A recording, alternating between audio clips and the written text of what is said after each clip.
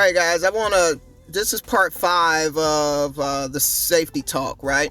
And I want to talk about my experience of being in the automotive shop, with all these guys, right?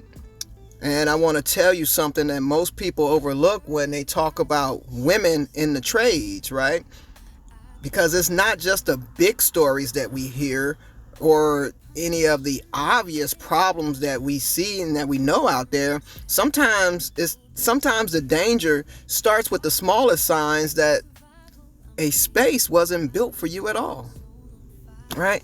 Because when I got into the automotive field and I was hired by a shop, the shop didn't have a women's restroom, like I said in the last video.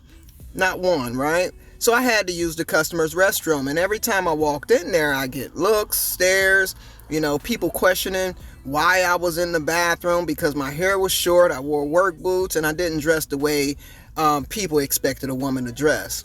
Now, this may sound like it's a small issue, right? But it's not, because that affected me throughout my life.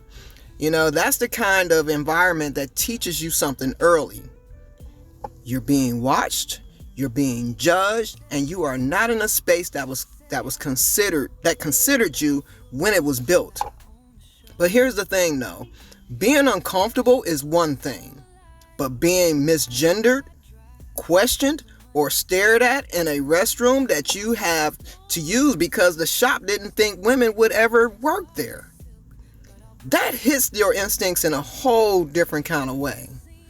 You see, all of those little experiences, all of these small things, they stack up and they shape how you read people, how you enter a room, how you move in male-dominated spaces.